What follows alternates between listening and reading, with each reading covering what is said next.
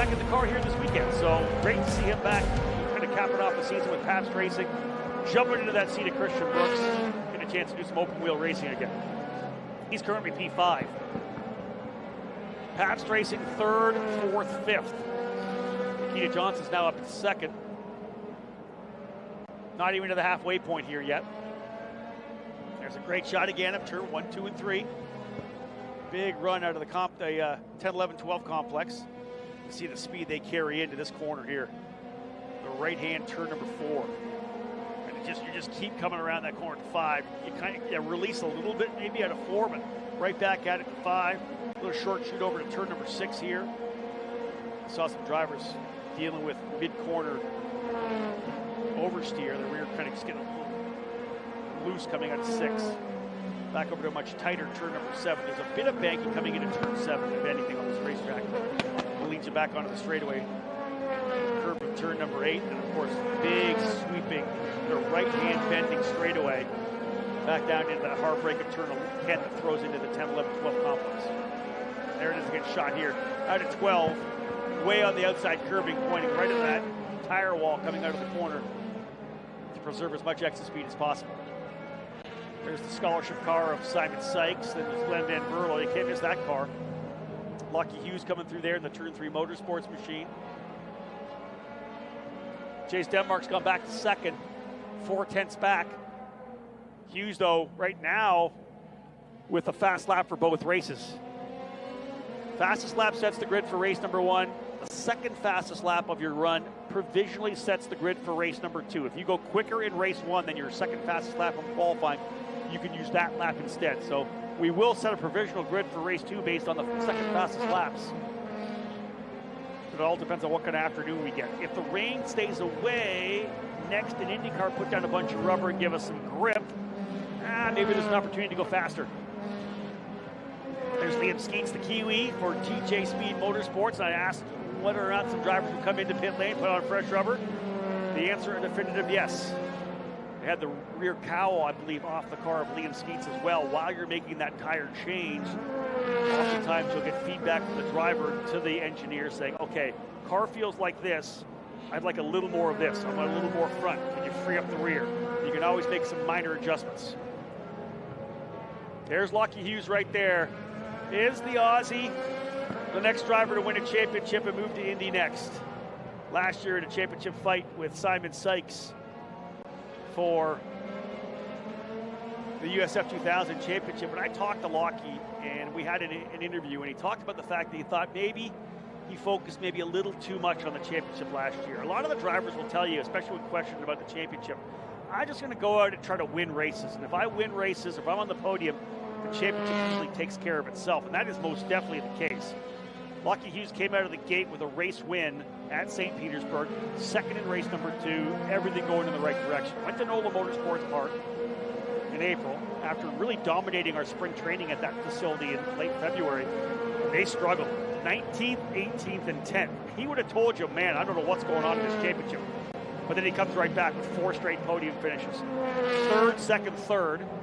The 3 races on the road course at the Indianapolis Motor Speedway. A podium third in the Freedom 90 on the Oval at Lucas Oil Raceway. And that was all part of a run of 7 podium finishes that capped off in the sweep of 3 wins at Road America.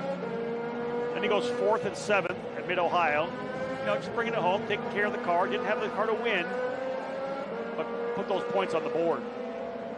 5th in the opening race at Toronto, and back for his 5th race win of the season in the back end of the doubleheader at Toronto, and that's given him this point lead he has of 35 coming into the final weekend. Doubleheader for them, 66 points up for grabs. Hughes looking to try to grab the first of those 66. There's Sykes back on the racetrack. Everybody coming in to change the fresh rubber. 7 minutes remaining. Is that 5 laps, maybe 6? Maybe 5 laps? Simon Sykes went to second before getting that new set of rubber, new set of Continentals. Hughes, Sykes back by 4/10. Denmark, 3rd. Johnson, 4th. Van Berlo, 5th. Frankie Mossman up to 6th. 7th, Nicholas Montiero. 8th, Noah Ping. 9th, Liam Skeets. 10th, the local driver out of Portland, Cooper Becklin for TJ Speed. Danny Yashelski in 11th. George Garciarci in 12th. Carlos Scotto 13th. Pikers 14th. And Alessandro De Tullio currently 15th. 1.7 seconds separate the field. We're 6.5 minutes away from capping off what has essentially been 4 hours of USF Pro Championships action. Bobby Corser, the voice of this Portland Grand Prix, joining me here in the booth. Bobby, it's been an interesting morning so far. It's been a very interesting morning. Lots of action on the course. And I was talking with Phil Martelli, our co-PA voice, and you as well. I don't think we've ever had a Friday morning session this busy. Normally, this is what we would see a full Friday. Yeah. So it's fantastic. One thing I want to ask you, and I know you guys do it in USF as well as what IndyCar will do in a minute. Talk about the alternate start-finish line and the alternate timing line. What the importance of that is. So during a race, the start-finish is of course the timing line, right? That's right. What you use. We use start-finish. But for practice and qualifying sessions, to minimize the amount of time you're on track off of a lap, you don't come across and set your time at start-finish. We have what's called the alternate timing line. That's at the end of the back straightaway. So you come around, you set your lap time, and then if you want to come straight to the pits, you can do that. In a shorter 20-minute qualifying run for us, it allows the drivers not to have to go back around another right. minute and a half and lose a lap. So they come across the alternate timeline. That's where they'll throw the checker. They can come straight into pit lane as well. And also, the very end of the session allows you for that one more lap, as opposed to, again, wasting another minute and a half, 2 minutes rolling around the racetrack. Right, I really love that because that is important to you. And I love, we were watching all these great camera works, and again, shout out to our guys in the truck that are taking such great care of us. You watch some of the lines that the drivers are taking into that first corner. Some completely put both sets of tires on the inside of that rumble strip and shortcut. Other guys a little bit more traditional line where maybe half the car goes over the rumble strips. But guys are finding that line, and again, as you said, as long as the rain holds off, the track is mostly dry right now. So they are getting rubber down. It is starting to catch speeds, and we're already seeing speeds come up. Guys are running their fastest laps here, concurrently right now. So it's been impressive. Long morning for you. You've done a great job. I know as you and I talk professionally for a living, but it's just like sometimes you're like, man, it's a lot of work. Well, listen, this reminds me of a go-kart race. I do a lot of karting events, have for 30 years as well, right? So a karting event is usually 9 in the morning till 6 o'clock at night. Non-stop. I make it in a half-an-hour lunch in the middle of the day. So I'm used to talking all day long, and I know that my girlfriend would say that's not a good thing. So we are wrapping this thing up. 3.5 minutes still remaining. Hughes still on top. Lockie Hughes, your point leader in the 44 for Turn 3 Motorsports P1. This is when you're going to see fast times. Remember, they changed rubber, so they set the tire pressure, so it's not going to be super good out of the gate. It's the tire pressure will build up with the heat as it comes in there. You need the tire pressure to be perfect, the heat of the tires to be perfect, and then the driver to nail it. Make sure they're capped on the racetrack, make sure they nail the lap. And remember, as I said, USF 2000, they're burning off fuel through a 20-minute run. So the car's going to get lighter and lighter as they burn that fuel off. It carries a lot of weight and fuel when they start these sessions. So we expect potentially the fastest laps to come at the very end of this one. 3 minutes remaining, 2-3 laps still to go. It's Johnson on top. There you go. Now it's time to get to work. Nikita Johnson, who needs every point possible. Really, it's not going to happen. Lockie, as I said, only needs to start the race, take the green flag, and it'll eliminate Nikita Johnson from the championship. But nonetheless, even if you're not in the championship, you want to go out with a bang, right? I always say you want to put an exclamation point on the end of your season. And Nikita Johnson would love to do that with a couple of race wins. He's been running GB3 as well.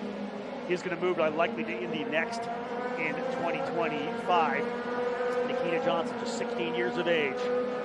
P1 right now, but only by 0.03 of a second. Hughes second, Simon Sykes third, Jace Denmark fourth, Glenn Van Berlo fifth. Drivers behind them turning fast laps. They're fastest of the run. Liam Skeets just been up to 7th. Danny Dashelski was outside the top 10.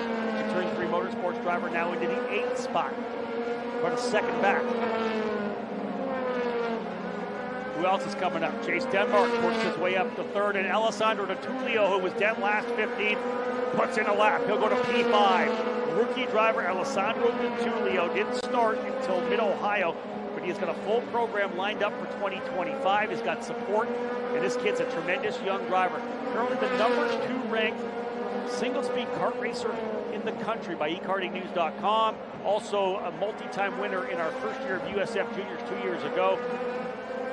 provisional license to come and run here in USF Pro 2000. He has delivered for sure. Very impressive runs for DeTulio. Johnson, Hughes, Denmark, Sykes, Van Berlo. Everybody's turning green laps now, as I expected. Johnson with the fastest lap, the outright fastest lap. The second fastest lap. Best guy is Lockie Hughes. Again, like we said, depending on the weather, we could see drivers turn fastest laps in the race that could change the grid for race number 2 tomorrow. Minute remaining. So as they come down the back straightaway, the checker flags to come back around. These drivers here are coming through turn 9 now. These drivers are all going to get the checker this next time by. One or two may slip through, but I believe these guys are going to see the checker. Johnson on top. Van Berlo, Frankie Mossman, Cooper Becklin up into 8th position. All those drivers I just mentioned going green. Lap number 13, lap number 14. Again, as we said, a 30-minute window, but green to checker, max of 20 minutes, and they've done that. And that's what we expect of the top drivers in this program. We couldn't expect anything less. So many of these drivers have come all the way through the ranks. Nikita, actually one of the drivers who's come through from USF Juniors. He was part of our very first year at USF Juniors. Last year moved up to USF 2000 late in the season. Got a win in USF Pro 2000 at the Circuit of the Americas in Texas. First full season here in USF Pro. He's going through one and done. Tremendous talent. Checker flag flying. There it is. You can see to the right side there on the alternate timing line. All these drivers, this is it for them. Nikita still on top. Dashelski 7th. Mossman up to 8th. Make that 6th and 7th respectively. Simon Sykes across the line. He goes quicker, but not able to go to the front row. Sykes now in 3rd. Dashelski 6th. Noah Ping up to 10th. DeTulio back to 11th. This driver still coming across the line. Does anybody else emerge? Yeah, 1, 2 more cars emerging from 9. Back to the timing stripe. Van Berlo goes faster but doesn't move up a shot. All 3 Pabst drivers went quickest on lap 15, separated by just 0.2 of a second, 3rd, 4th, and 5th. A couple more drivers still to come. D-Force cars. There's the TJ Speed car as well. Just waiting for the final. Looks to be like Nikita Johnson going to come away, and he fastest lap and the best second fastest lap as well. So right now, Nikita Johnson on the pole for race 1 and provisionally for race number 2. Nikita Johnson, P1 with a 108.260. His second fastest lap, a 108.454. In fact, his second fastest lap would still have put him pole in race number 1, quicker than the best lap for Lockie Hughes. 108.485, over 0.2 of a second quicker was Johnson. Hughes second, he'll be on the outside of row number 1. Remember, a race win for Lockie Hughes gives him the championship. If he finishes in front of Jace Denmark, he'll lock the championship up as well. Denmark must finish ahead of Hughes, and he'll start on the outside of row number 2 alongside his teammate Simon Sykes on the inside P3. Row 3 will have Glenn Van Berlo and Danny Dashelski. Row 4, Frankie Mossman and Cooper Becklin. And there's row 5, Liam Skeets and Noah Ping. Good run for Cooper Becklin, the local driver out of Portland. Going to start there, P8. Rest of the field, Alessandro DeTulio alongside Tyke Durst. Row 6, row 7, Nicolas Montiero and George Garcia-Arce, and Ricardo Escoto, who will start at the tail of the field in the number 77 for BN Racing. Well, there you have it, folks. Over 4 hours of USF Pro 2000 action for you. We kept things busy throughout the early part of the day. USF Juniors qualifying into the first race that was won by Liam McNeely.